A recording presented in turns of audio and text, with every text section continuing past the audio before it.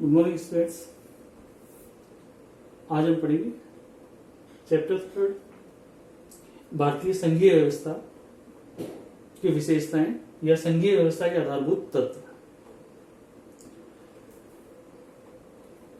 देखिए, भारतीय संविधान द्वारा भारत में संघात्मक शासन व्यवस्था को अपनाया गया है और संविधान में कहा गया है कि भारत राज्यों का संघ होगा। जो संविधान में जो शब्दावली प्रयुक्त की गई है हमारी संघीय व्यवस्था के लिए वो है राज्यों का संघ।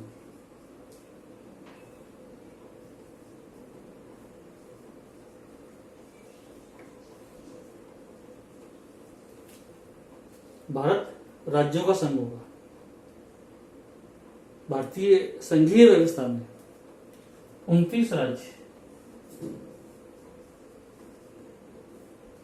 और 7 केंद्र शासित प्रदेश है।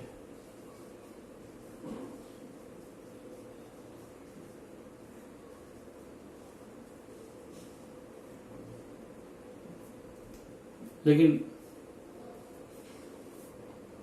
5 अगस्त 2019 को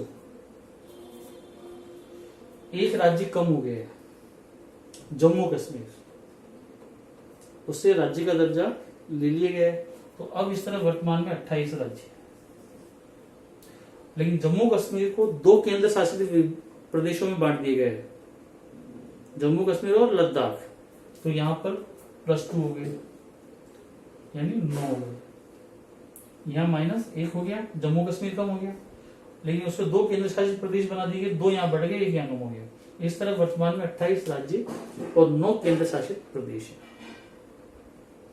दरअसल संघीय व्यवस्था के अंतर्गत एक बहुत बड़ी राजनीतिक इकाई का, एक बहुत बड़ी राज्य का विभाजन करके उसे छोटी छोटी इकाइयों में बांट दिया जाता है प्रशासनिक सुविधा की दृष्टि से।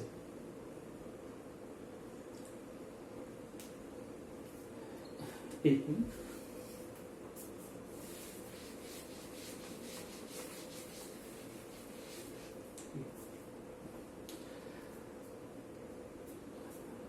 इलेवेंथ क्लास में आपने संघात्मक शासन का आपने अर्थ पढ़ा था, वही लगभग यहां पर आएगा। जो संघात्मक शासन है, संघात्मक शासन में संविधान द्वारा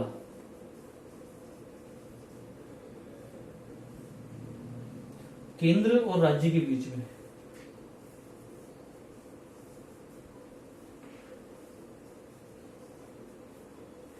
शक्ति विभाजन कर दिया जाता है।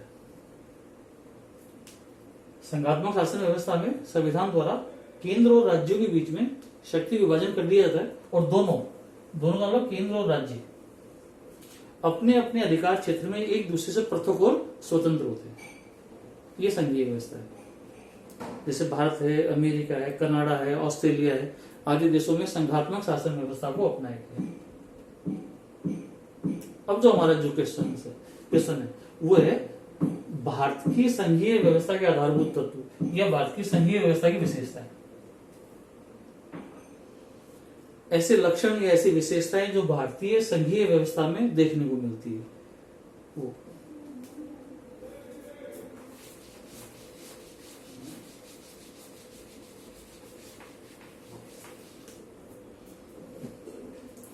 संघीय व्यवस्था की जो पहली विशेषता है, पहला आधारभूत तत्व है, वह संविधान की सर्वोच्चता।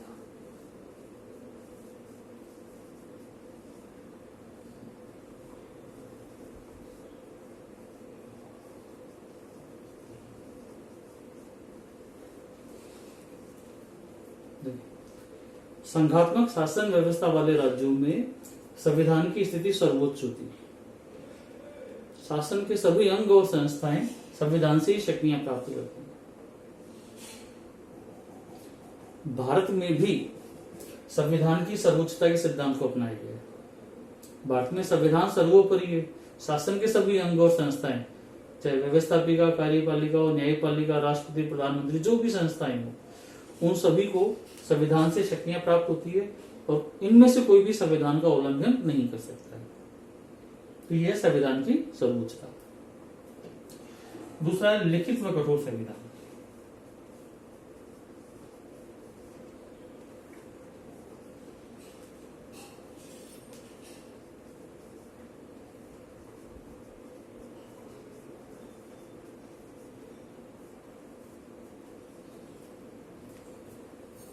संघात्मक शासन व्यवस्था का दूसरा लक्षण है कि संघात्मक शासन व्यवस्था वाले राज्यों में संविधान अनिवार्य रूप से लिखित और कठोर होता है।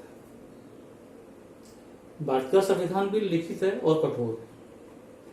आपने पढ़ रखा है संविधान के बारे में कि संविधान निर्मात्री सभा ने भारत के संविधान का निर्माण किया, उसे लिखा है, बाकायदा 2 वर्ष 11 माह 18 दिन का समय लगा है। और भारत का संविधान कठोर भी है। कठोर का अभिप्राय ये कि भारतीय संविधान में संशोधन की प्रक्रिया जो है काफी जटिल है, इसलिए भारत का संविधान कठोर भी है। ये संघीय व्यवस्था का दूसरा तत्व। तीसरी और सबसे जो महत्वपूर्ण विशेषता है, यह आधारभूत तत्व है, वह है शक्ति विभाजन।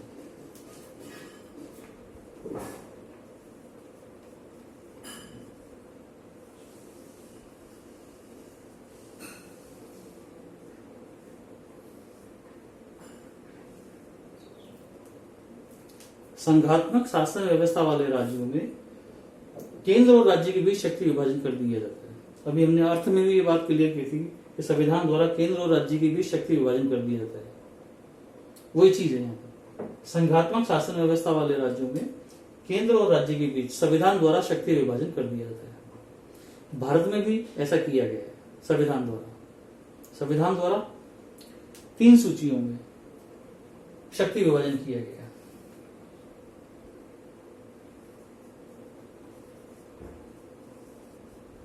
केंद्र सूची,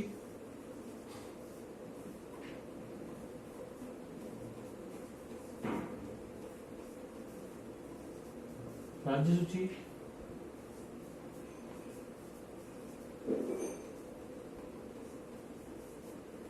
और समवर्ती सूची। इसके अलावा एक सूची और है जिसको कहते हैं अवशिष्ट विषय।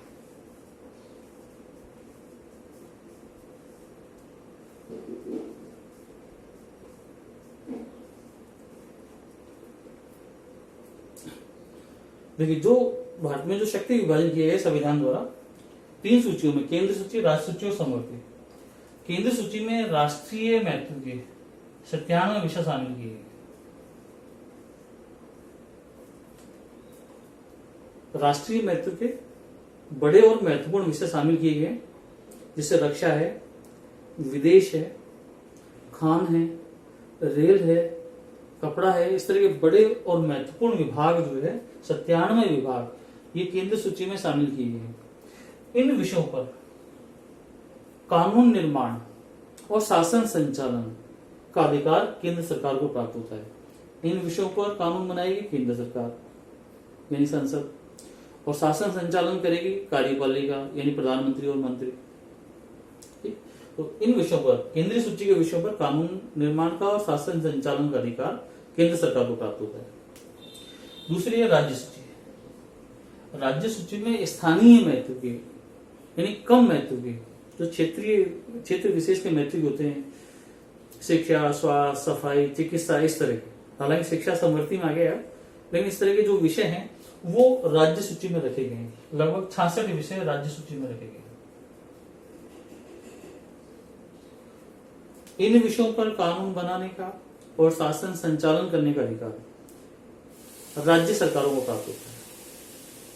इन विषयों पर राजस्थान की सरकार राजस्थान में कानून बनाएगी, शासन करेगी। उत्तर प्रदेश की उत्तर प्रदेश में कानून बनाएगी, शासन करेगी।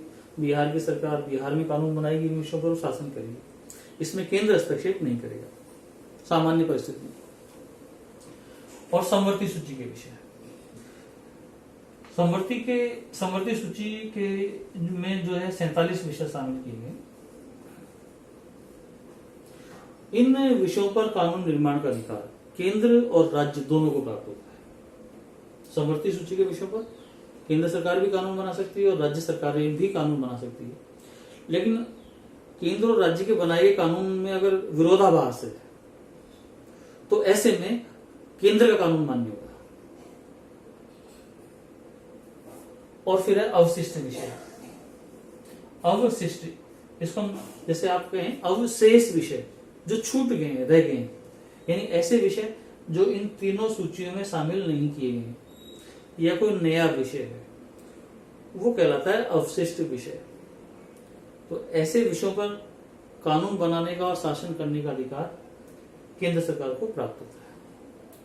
तो ये संघीय व्यवस्था की तीसरी विशेषता या आधारभूत तत्व शक्ति विभाजन।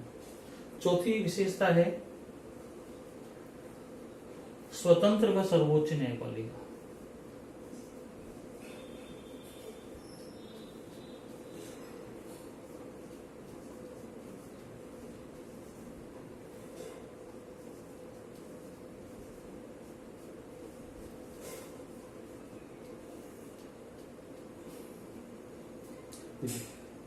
अभी आपने पहले पॉइंट में पढ़ा कि संघीय व्यवस्था वाले देशों में संविधान की स्थिति सर्वोच्च होती है, और इस प्रकार की व्यवस्था वाले देशों में संविधान की सर्वोच्चता की रक्षा और संविधान की व्याख्या का अधिकार होता है न्यायपालिका को।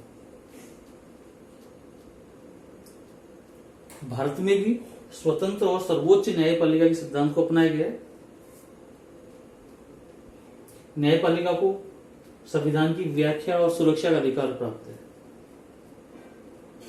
न्यायपालिका व्यवस्थापिका और कार्यपालिका के कार्यों की जांच कर सकती है और संविधान के विरुद्ध पाए जाने पर उन्हें अवैध घोषित कर सकती है।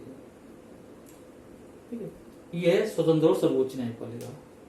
तो आपने पढ़े संघीय व्यवस्था के आधारभूत तत्व, संविधान की सर्वोच्चता, लिखित व कठोर संविधान, शक्ति विभाजन, और चौथा आपने पढ़ा स्वतंत्र व सर्वोच्च न्यायपालिका। धन्यवाद।